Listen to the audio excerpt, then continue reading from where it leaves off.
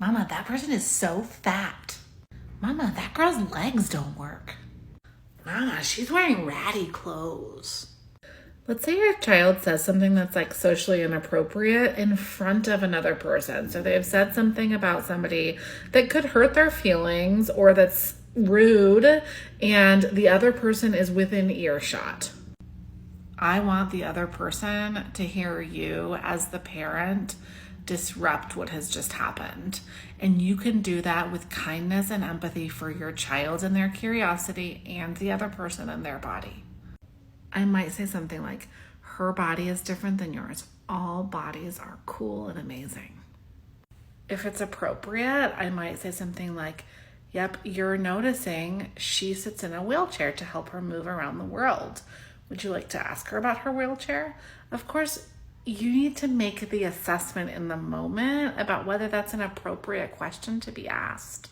If you're at the park and your child notices that another kid plays differently or doesn't talk or moves their body differently, I might say, yeah, they are different than you. You want to ask them to play? So now I'm supporting my child to engage, because at the end of the day, it's another kid at a park who probably can play, and maybe they play differently than your child, but I want to encourage my child, yeah, you can ask them if they want to play. Now, if my child says something about another person's body and that person hears it and their feelings have been hurt, I might work to help my child to recognize that their words had an impact. So I might say something like, oh, your body is different than their body. Wow. If someone said that to me, it would hurt my feelings. I don't know. That might have hurt somebody else's feelings. I wonder. So now I'm like making space for the child to recognize like that might have been hurtful and then to come up with a solution. So I'm not jumping right in and solving this for the child, but I'm leaving a little wait time so that I'm encouraging my child to reflect and think about like, I wonder if that hurt their feelings and what I could do.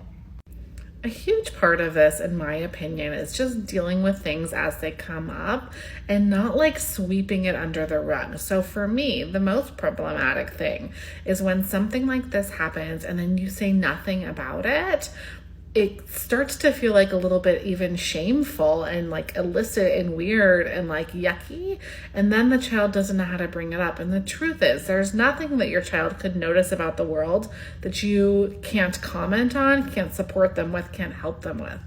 And most of the time, your child is coming from a place of genuine curiosity and just not really knowing how to engage with the world yet. And as their kids' parents, that's what our job is, to teach them.